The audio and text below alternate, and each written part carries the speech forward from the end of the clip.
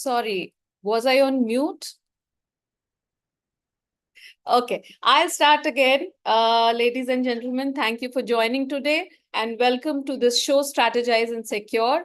This is an interactive video workshop series presented by Outlook Money. This video series aims to arm you with all the information that you need for effective retirement planning. So while we invite experts from various fields to share knowledge like financial planning, health, senior living, and more, today we are focusing on the financial planning aspect.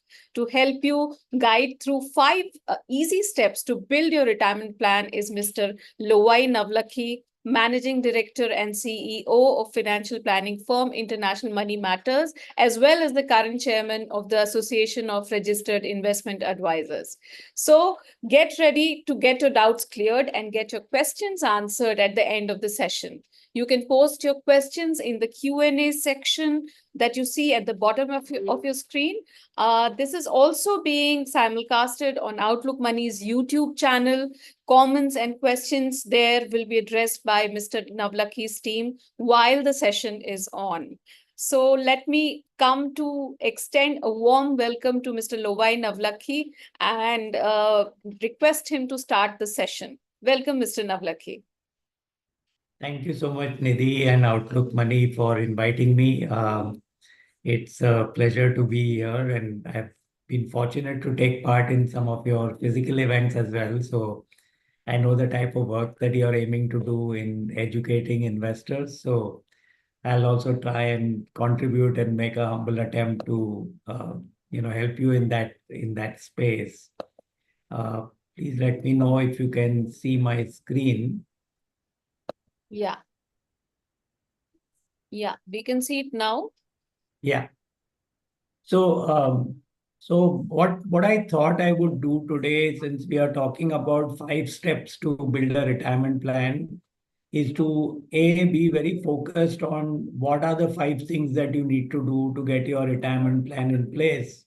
We'll try and keep it as simple as possible in terms of language, but in terms of situations that we have faced, and the type of clients that have gone through different stages of retirement, some of the mistakes, pitfalls, etc., that we might have seen others make. I think it's just our duty to make sure that we share them with you so that when you're going through your own retirement journey, at least you don't make the same mistakes. Of course, you can make new ones because that's the best way to learn.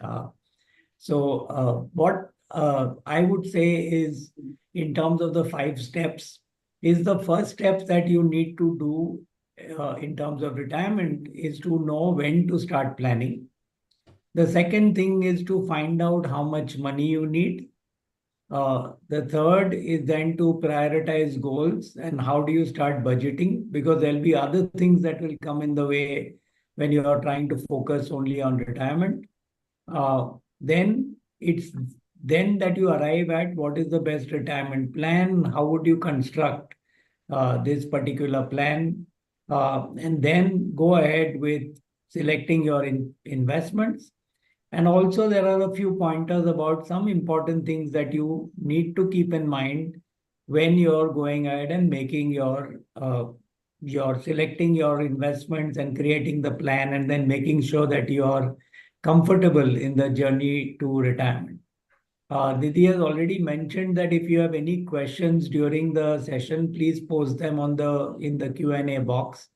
It will get very difficult to respond to chat, so do not put the questions in the chat. That will be good. I might use the chat window if it's accessible to you, to ask you to put some comments at some point in time. But the first step, as we said, is to try and understand when you need to start planning. So I thought the best way to get the audience sort of awake and engaged is to ask them a question. And maybe if you can run the poll, Nidhi, that'll be good. Absolutely. So I'll run a poll here, and I would request the Outlook team to kind of show the poll on the screen so that the audience can vote for it.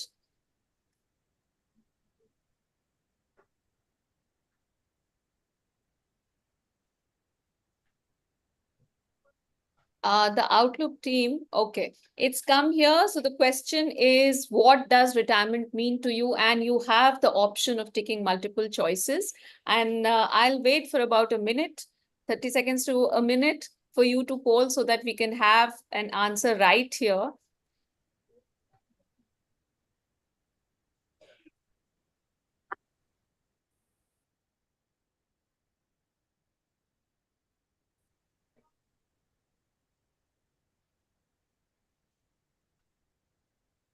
So I think that's about it. We are at about 30 seconds, more than 30 seconds, I think. Can we have the results, please? Okay, so that's a mixed result. Mr. Navlakhi, maybe you would like to announce the results and make sense of it.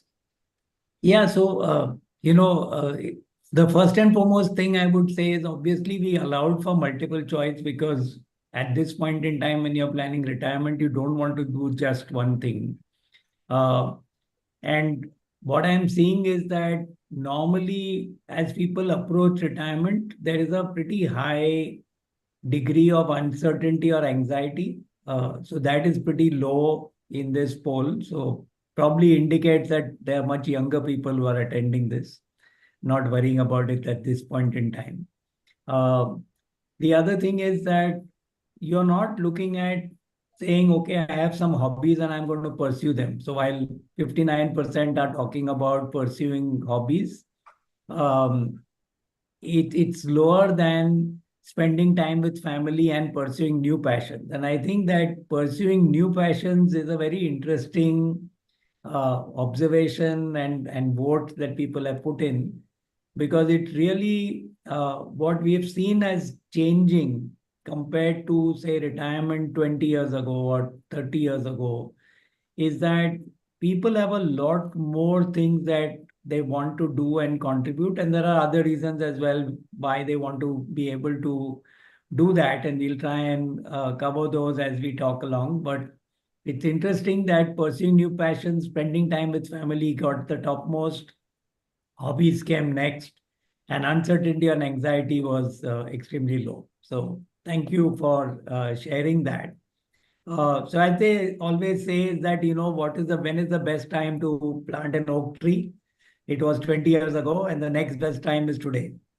So it's a good time at any point in time to start planning for retirement, at least knowing where you are, and how comfortable you would be in retirement. And that's the reason why, when you spoke of passions, the group, I think your ordinary day in retirement can be quite different to different people.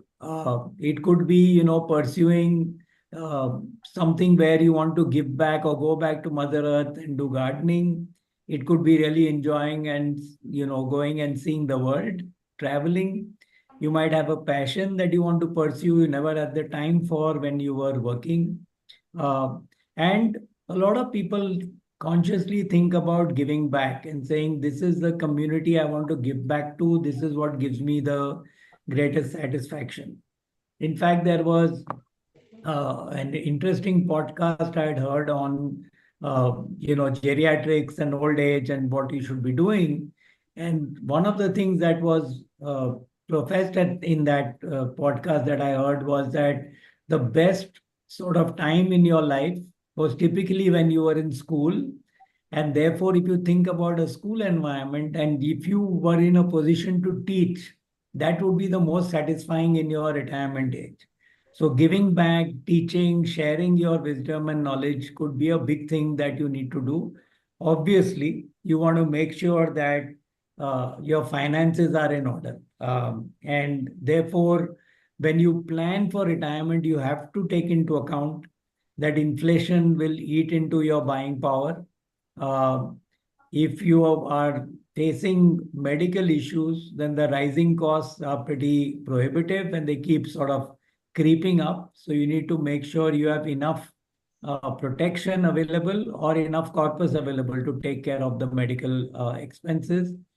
And then there are changing scenarios. Now, changing scenarios could mean, in your retirement, during your retirement phase, there is a part of the phase where it's only you, your spouse or your partner is not there, and therefore you need to figure that thing out. It could be medical conditions that force you to stop doing something that you are really passionate about. It could be that you're required to move cities or move homes because you want to go and live in a retirement home but with better weather, or you want to move to a city where you're closer to your child. So many of those things do come into phase when you're going through retirement. And what we have seen is that when you go through major life change, there is what we call as transition. And I think we use this word very easily in many things that we speak about. But when it comes to retirement, there are actually four phases. This applies to many other stages of transition as well.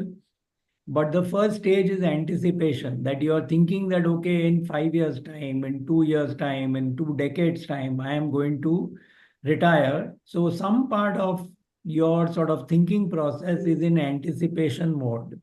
Uh, Maybe you will take some actions as a result of this, or you will not take actions because, oh, I'm going to head to retirement, so I don't want, let's say, to block and make investments with long-term lock-ins because, when I'm in retirement, I might need the money at any point in time. Then you actually get to retirement, and ending means that you've reached that stage where you can't go back. You have retired, you've quit your job, you've come back, and you're now living at home. Maybe you'll do some consulting work, but the main source of income that you had in terms of your earnings, that has sort of stopped. And that's when you get into a passage stage. So this is the reason I mentioned that anxiety coming low means that people are not in the or very close to the passage stage, because when you move from earning to retirement and your income has stopped is when you feel probably emotionally the most insecure, and you worry about even a small change in the value of your investment, as an example. So you might have 2% of your total assets put into a particular stock which has fallen by 10% today, and that worries you like anything, because you think that this can replicate to all other investments of yours, because now there's no further income that you have of putting back. And it's only after a particular stage of time or phase of time that you move to what we call new normal. What we mean by new normal is now you're not going and living in the past of, I used to work there and this was the great fun I used to have. You are now starting to enjoy this new phase of retirement itself. And therefore, this period that we have seen, and we don't have like really strong data and research around it, but we have seen that somewhere between an 18 to 24-month period between the stage of working to retirement, the first 18 to 24 months are sort of filled with far more chaos. Now, if that period also coincides with, let's say, chaos in the market, then your worries are even more accentuated during that period. But if it's the first 2 years has been a phase where, oh, markets are doing very well, like they are doing in the last year and a half or so, then you're at peace. You feel that sometimes you get to the other stage of not fear but overconfidence, and think that, okay, this increase that happened in 2% of my assets by 5% today will now happen to all my other investments, and will happen on a daily basis. And we all know that that is not true. uh, so once you've gone through this stage of deciding when to plan for retirement, I think the next phase is to figure out how much money do you need. And there are some people like financial advisors who will do an actual sort of calculation with variety of assumptions to arrive at, what is the corpus that you need, how much money can you spend every month, how much can you keep aside for holidays or gifting or, fun stuff. Um, but for many others, you tend to go with a hunch. And I thought that this may be a good time for us to also check what your hunch is. And there is another poll that we need to run at this point. This one doesn't allow you multiple choice answers. There are four options. You need to choose one of them. And if Nidhi, you can get that put up. Yeah. Yeah, it's So here. there are four options here. So we are trying to figure out how much money you need for your retirement. So we want to know whether you know what your amount that you need in retirement is or you don't know. And if you know, do you think you have enough or you don't have enough? If you do not know, what is in your mind? That do you think you have enough or you don't have enough? So it'll be good if you respond to this as well.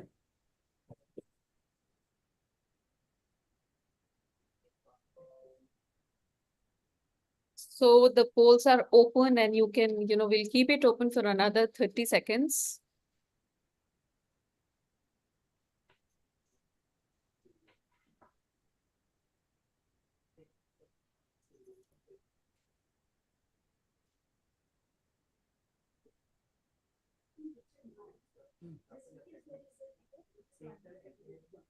I think that's enough time. We can now show the results.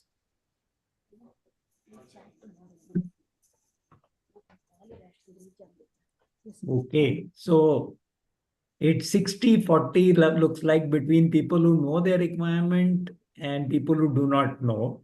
So that's good that at least 40% we will get to doing some working by which you might get some indication of figuring out, at least understanding what are the elements that go in figuring out your requirement. Uh, the 60% to know, I can see that, okay, 25% feel that they have the corpus, but 36% feel that they do not have. And even in the do not know, 11%, so about 36% of this group thinks they have enough already to meet their requirement. 63% think they do not have. And possibly the ones who think they have enough, whether they know or do not know, um, one of the things I have seen is that clients who have been at this stage where things have happened in life without planning, but they have happened. They've managed to make sure they got married, make sure they bought a home, make sure that child one, child two has got educated. They think, okay, while everything is seeming to run its course and it's all fine, so therefore I think all of this would be met. But I think there are a few elements I think which are important for you to understand before you determine this, because the unfortunate thing is that we typically tend to imagine you're in a plane, right? If you are sitting on the right side window seat, what you are seeing is from the right side window. You have no idea what's on the left side window. And those who are in the middle probably are struggling to peep on either side to see, can I see what's going on outside? But otherwise, they don't have a view at all. And sometimes that view is a little, what should I say, not necessarily the right view. It's a little biased because you are having one side view. So you are sitting facing the sun versus you are looking at the moon and looking at the other side as the moon is rising there. Your view might be quite different. You might be seeing the sea on one side and you can see, mountains on the other side. So I think it's important to put a lens around multiple areas that need to impact you during your retirement and how you calculate these amounts. So I've got a table and I know that it will feel a little overwhelming. So let me just explain it to you. Um, so what we've done is we've said if the current year is 2024 and somebody who is our client is 55 years old of age, he's going to retire in 2030. His spouse is 52. So which means that the client at retirement will be 61 and the spouse will be 58. Now, one important thing that we look at and is very important for us to keep in mind is life expectancy. Sorry for the spelling, but the life expectancy is something that you need to take into account when you're doing your planning. And it needs to take into a conservative sort of calculation. So maybe about 20 years ago, 15 to 20 years ago, when we used to do planning for retirement, we would consider life expectancy of a male to be 65 and a female to be 70. Uh, and uh, but now what we do is we take 100. And people will wonder what happened suddenly. Why are we looking at such a large sort of jump? The fact of the matter is that definitely we know around the world that life expectancy is increasing. You probably know that the lifespan of a human being is about 135 to 140 years. Uh, what we know in terms of life expectancy is the discount because not everything is perfect. So you can't live a perfect life till 135, 140. So you are sort of not living too longer. But I think just medical advancement, awareness about health, many of those things, the ability that you have funds so you can sort of stand on your own feet, you can use your mind more, you want to be independent, so you don't want to be dependent on your children, whole bunch of things. And I don't know about you, and maybe in the chat, if people can put in saying, do you know how many people do you know who live, who are currently alive, who are beyond the age of 100?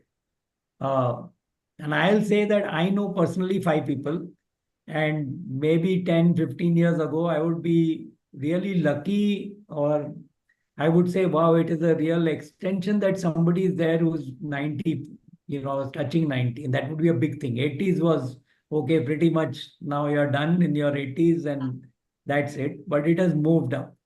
Uh, so life expectancy is a very crucial factor in your calculation of the corpus you need. The other thing that you need to take into account is how much do you need on a monthly basis. So I've taken an example of 1 lakh rupees a month, 100,000. Again, you have to assume what will be rate of inflation, what is the rate of return that you will get, and therefore what is the real return that you will make. So here it's very conservative. It's assumed that inflation will be 6% through your lifetime.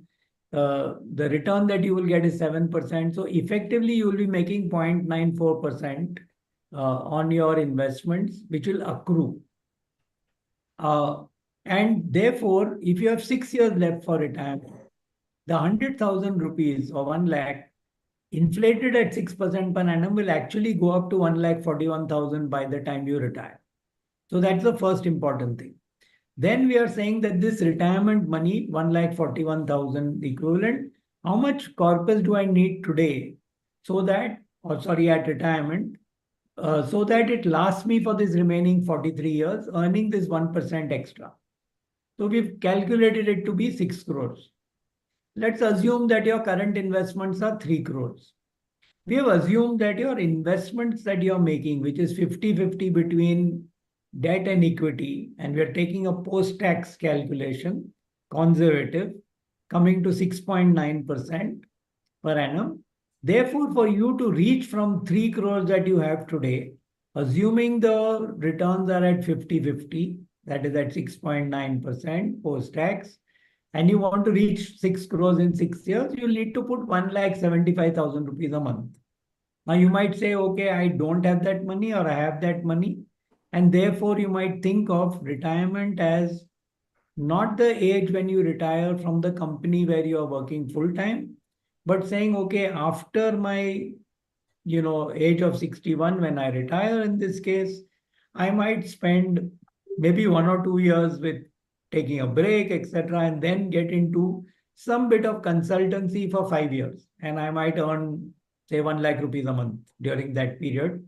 So to that extent, my retirement corpus is not that I'm earning zero from the age of 61, but I'm earning some amount also for some time.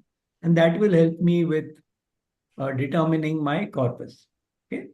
So calculating this has these, I mean, you can easily get a calculator which does this, but I think even more important is the assumptions. Now we can debate whether, whether only 7% you will get, can you not get 9%, 10%? Yes, so when we do the calculation, we typically take a range. We take multiple rates of return, calculate what it would mean. So you'll get an idea that, okay, I need a range of between, say, 4.5 crores to 7.5 crores, or between 5 crores to 7 crores for my retirement corpus. So you know what's best case, you know what's sort of medium case, worst case type of scenario, and then you can work towards that. So I think that's the second piece that you need to take into account. That is, calculate how much that you need in your retirement. That's an important piece. The third area then to do is to really prioritize goals. And therefore, you start your budgeting. You need to put aside what is the money for expenses. And this is, definitely the bare minimum expenses that you are going to incur. Keep aside some money for also expenses that you will incur additionally. So fun things of buying your latest gadget or whatever that catches your fancy. Keep aside some money saying this is the amount that I am keeping aside for saving, and then there is money for everything else. So this is more on the expense side, and make sure that you have these different buckets. You might even want to go through an exercise of determining how much of this is on a monthly basis, how much is one time in a year or one time in 3 years. So you can put those down. Like you might say, I want to replace my car every 5 years, and this is the cost of that car. Or I might need to do some touch up work at my home every 4 years. And this is the cost that I'm putting aside for that. So we can incorporate some of these things when we are doing your exercise of how much it is needed for at the time of your retirement. The other thing to look at is your sources of income. So while you think that, okay, I have stopped earning and therefore there is going to be no cash inflow for me, there could be multiple things. You could have set up a pension product where you are getting some inflow from your own investment, but it's coming to you as cash flow. You could have properties from which you are getting rent. On your investment itself, you are getting dividend income. Again, this is not exactly predictable, but you know a rough idea what you're getting. You could, buy an annuity at this stage, which is slightly different from the pension. And then there is interest. So you have your money in your savings account. You might have some deposits that you have kept aside, or you've invested in some tax-free bonds or taxable bonds in the past, and you're going to get some interest from there. So why this is important is also for you to, and what we tend to do when we are looking at a long-term plan. So like in this example that we shared, where we are looking at a plan for over 43 years, that is to sort of figure out the boundaries. There is enough money available, um, you know, various goals, etc., taken into account. But for the first, say, 3 to 5 years, it's good to do a cash flow. Maybe for the first year, you can even do a month-wise cash flow because your rent may be regular, but the dividends are not regular. Pension may be, coming in once a year or twice a year. You can have again annuities paying you annually, but which month of the year is that coming in? Because you need to plan your cash flow if you're dependent on these other sources of income to come in and take care of your expenses. Uh, After you go about doing this, then you would have to construct your retirement plan. Now, when you're doing this retirement plan, I think there are 2, 3 elements that are very important for you to take into account. These are true even in typical investments. Even if you're working today, even if you're 30, 35 years old today, you will possibly say that these are the 3 things that I require from my investments. One, I do not want to take risk, or I want to have X amount of risk in my portfolio. I don't want to lose money for sure. Second, I want to make great amount of return. And third is when I need the money, I want access to that money. Now, when clients talk to us about this and say, these are the 3 things I want from my portfolio, we have to remind them that there is no single product that gives all 3. So it's important to bucket this and segregate this. So the way I would suggest you think about it is that, let's say you are in retirement. Okay, let's reverse it. Let's say you are working today. The typical liquidity that you need to maintain if you are working is dependent on how quickly will I get another job if I'm fired from my job today.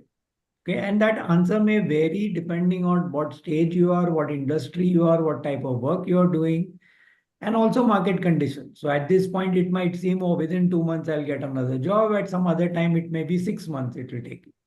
So whatever that period is, while you're working, you will say, okay, for 2 months or 6 months, I'm keeping aside money for my regular expenses because I don't want my regular life, my regular lifestyle to get impacted if my income stopped for a temporary period of time. So that's what you would do. In retirement, the problem is that there's no, how quickly will I get another job if I lose one today? That's not the question to ask. The question to ask is, how dependent am I on this cash flow from my different sources of income? And let's say rent was a large part of my cash inflow.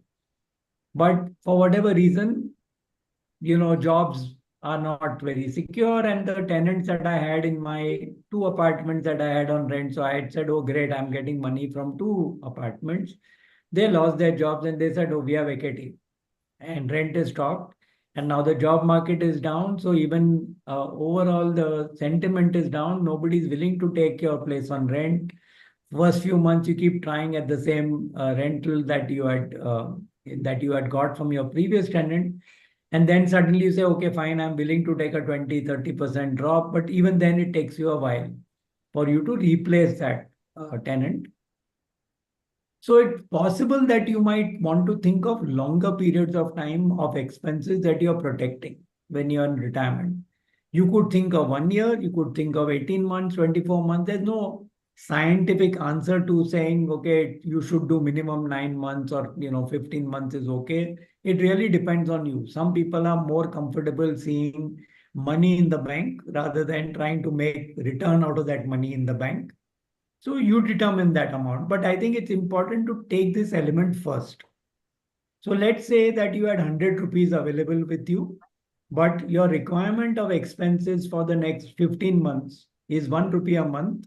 So 15 rupees you have kept aside in products which are absolutely liquid, right? So the objective here is not return. The objective here is liquidity. Next step you can go into and say, with the liquidity, where can I get, 0.5%, 1/4%, 1% more? Now, if you're getting 3% more, then there is risk in that product. So I think you should be careful. So liquidity becomes the first thing. So out of 100, I've taken out this 15, kept it in liquid places. Now the remaining 85, I can determine that either based on my risk profile or my comfort levels or when I need money next.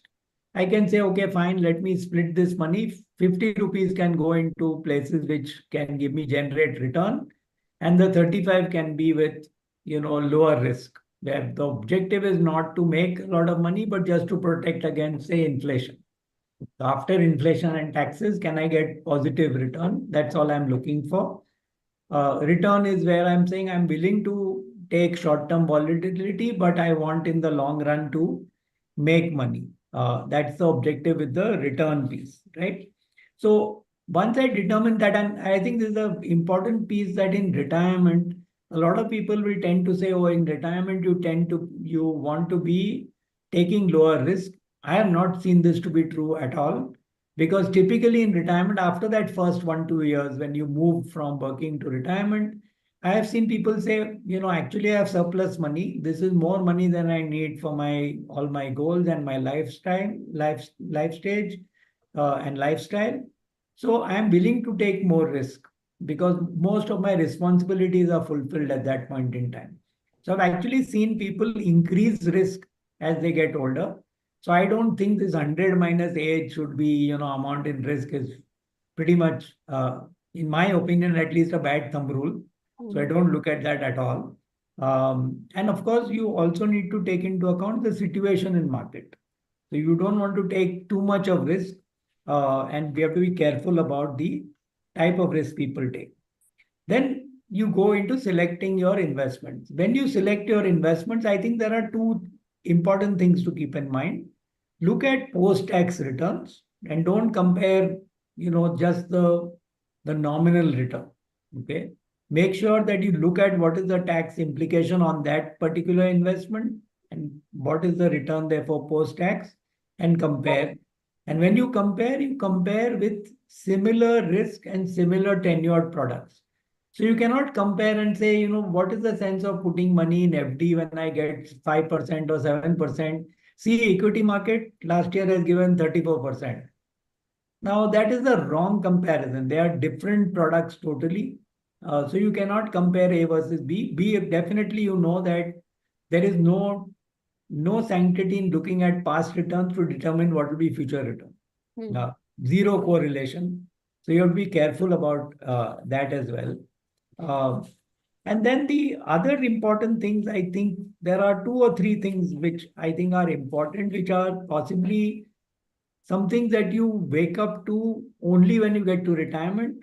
But I think for if you have assets with you today, then very important to make sure you have the nominations in place.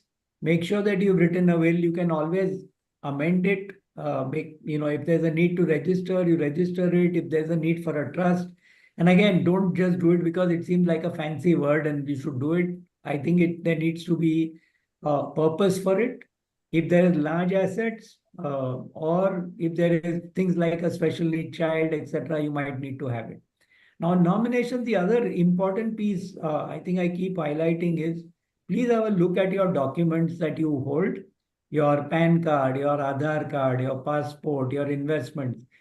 Do one check whether the name that is mentioned on all these different identities of yours is the same. So you might find that in your passport, it is name, initial of father, surname. For people who are maybe from south of India, it may be just name and an initial of the father's name.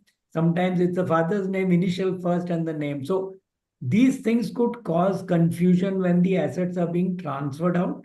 So that's something that's important for you to fix.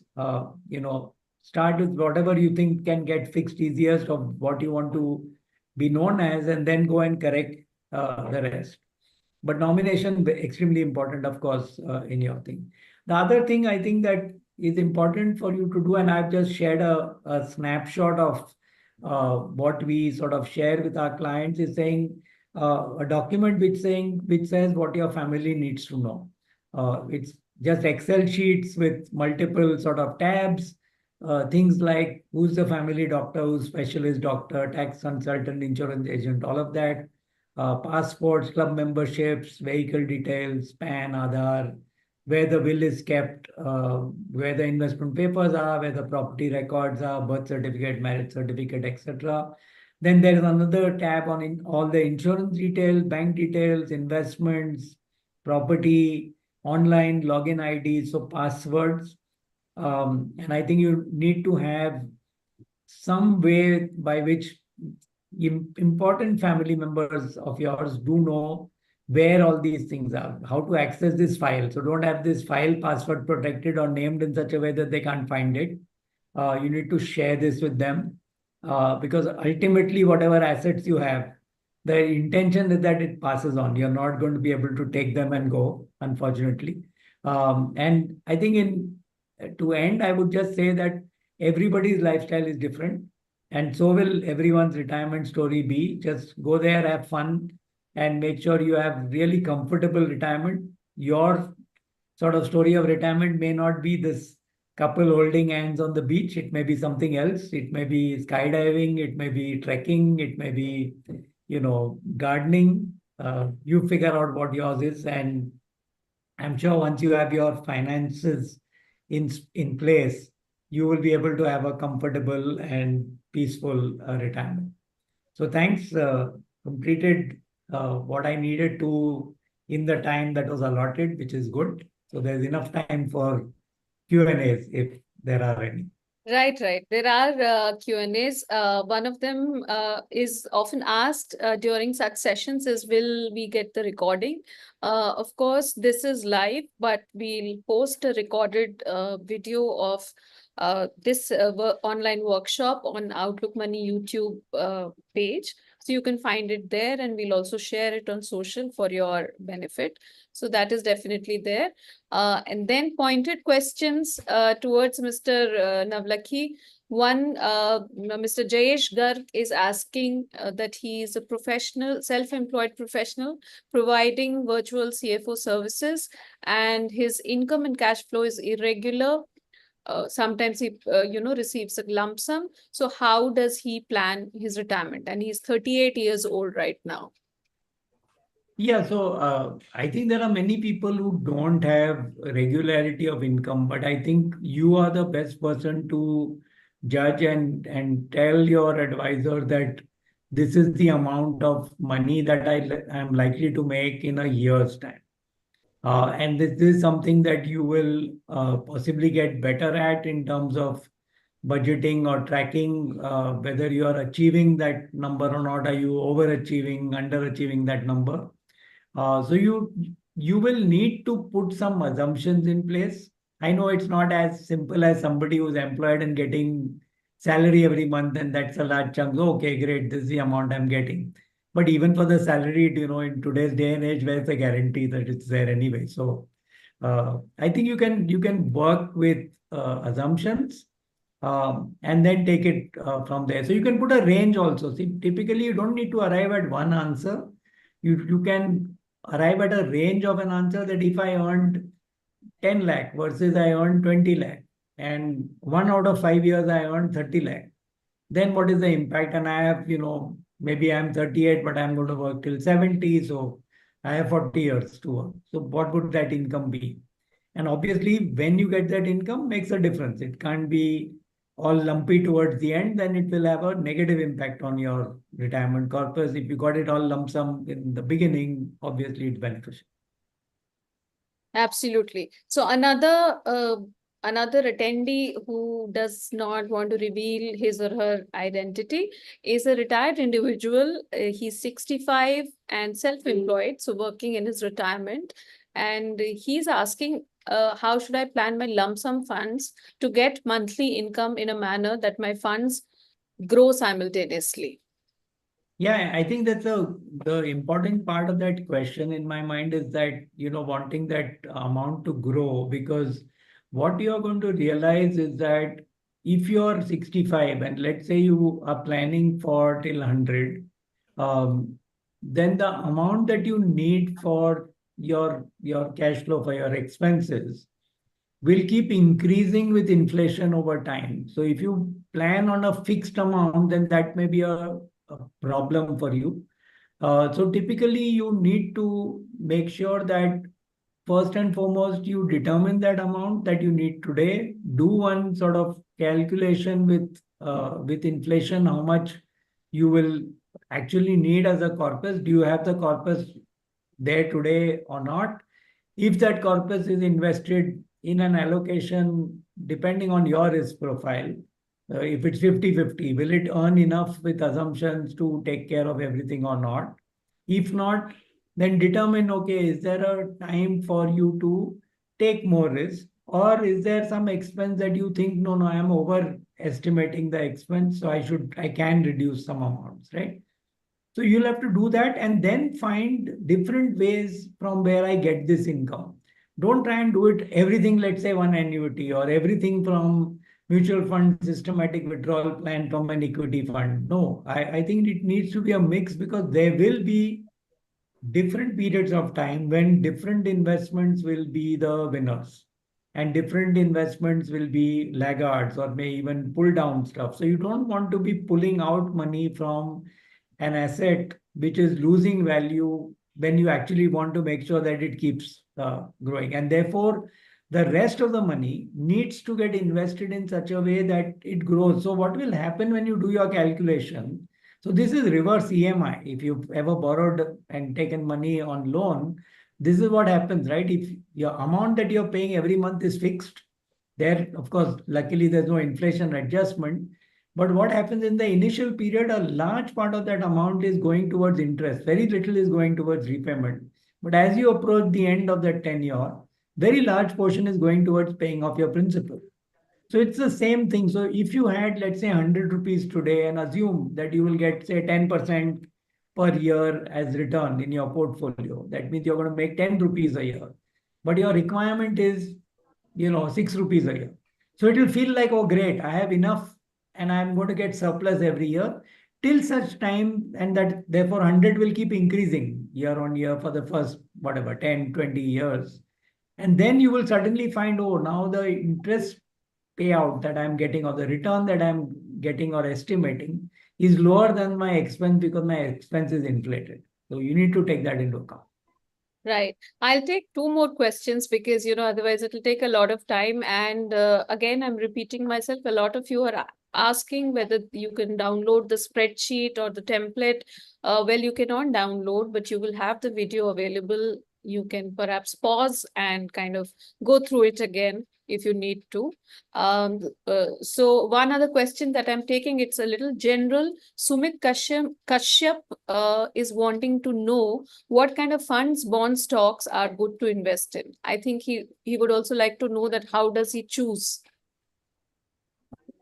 That's like $1 million question for an advisor, right? So if you have Absolutely. $1 million, then we're happy to take you on and do it. No, no, but seriously, I think how do you choose? I suppose you start top down. So one, you determine, there are two things to determine. One, what is your comfort level and experience with different investment options? You don't want to, in your retirement, be starting to experiment a lot. Although many of you responded saying we'll start a new passion, and I hope it's not, derivative trading. That's not a good thing to do. So what you want to do is to be in your comfort zone, or at least get somebody to explain to you things so that you can get into comfort zone. That's number one. So if you've never done, let's say, a particular asset type before or asset class before, so say you've never done mutual funds, then what you need to do is to pick the mutual funds with the least possible impact. So for example, if you're doing equity, I'm not saying don't do equity. You can do equity. If I choose an index fund, I'm not likely to go wrong. Yes, I won't make super normal sort of profits, but I'll also not be way off from what the market delivers.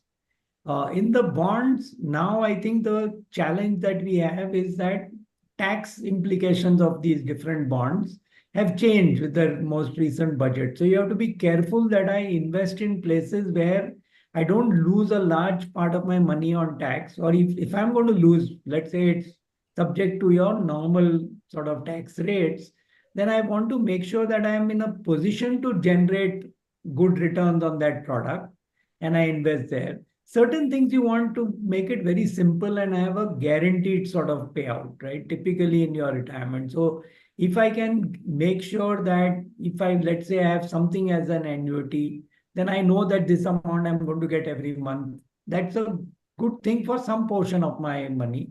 Of course, it becomes income for you. So you have to look at your tax rate as well. So I think it's a very deep answer, and I don't want to trivialize it by saying, here are these three bonds or three stocks or three mutual funds to invest in. It really depends on your situation and experience, I would say. So I think the next question that I'm going to take, and it's the last one, unfortunately, is something that might give you an idea about how do you choose. Sandhya Advani is asking two questions, in fact. One is that how does she check if her asset allocation is proper or not? Is there a site like that? And where is it that she can get financial planning from? So that will also, I think, partly answer the earlier question on how do you choose. Yeah, so I think in terms of asset allocation, essentially what we do is to list down all the investments that you have. Okay. Starting with your bank balance, fixed deposits, company deposits, PPF, if you have a PF running, pension scheme, then equity mutual fund, debt mutual fund, hybrid fund, list them all down and then put down what category do they fall under. Do they fall under equity? Do they fall under debt? Or there is something else? Is it hybrid? Is it international? Where do they fall under? And once you total this, you will get to know how much of your total, let's say 100 rupees is your total asset. 53 rupees is in all equity products, another 7 rupees is in hybrid products. So again, you'll have to look at that hybrid product and say, okay, these products have 30% equity allocation or 65% equity allocation. Accordingly, you take that number. So add that to your 53 and you know this is my total exposure to equity in my portfolio, right? Uh, so that's one part of it. The other part is looking at your risk profile. How comfortable are you with the allocation? And therefore, if there is any change needed to be made. Important thing is that this is to be taken at current market values. So what will happen is your asset allocation is not fixed saying I've made no investments. Last 1 year, whatever I have, I'm holding. But if equity has generated 20% or 30% and your debt has generated 8%, your allocation will have got skewed. Equity would have become more than, let's assume 1 year ago, it was the correct allocation for you. It's got more, then you need to move things from equity into debt. Your other question is how do I go about finding a Financial plan? planning. Yeah, financial planning. Yeah, so there are good number of 2,500 all financial planners in the country. The body which sort of manages the mark for certified financial planners is the Financial Planning Standards Board. I'm sure Outlook Money also has enough sources from where they can lead you to a financial planner. And typically, you need to look at maybe compare one or two planners and determine who is the right planner for you, right? So, um, read up about them, find out about them, see whether they are dealing with clients who have got sort of similar profiles like you, or at least can give you references of one or two similar people, what their process is, what their costs are, um, and then you probably take a call. But I think it's important to trust a professional in this. And the reason I say this is that one is, of course, there is a bit of knowledge or understanding of these are the different aspects to consider. Um, and that maybe you will say, I can read up myself, I can do it. I think the advantage that the planner brings, particularly a planner with pedigree, is that they have experienced different clients going through different stages of life and cycles, different market cycles as well.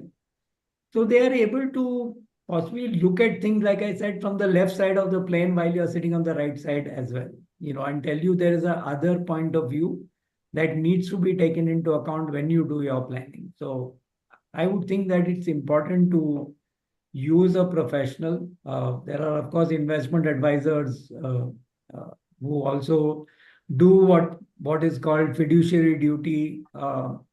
And financial planning in India comes under the investment advisor regulation. So there are sites, I mean, the body which I am a member of, which is ARIA, also has a list of all investment advisors, and we are hoping that that number increases over time.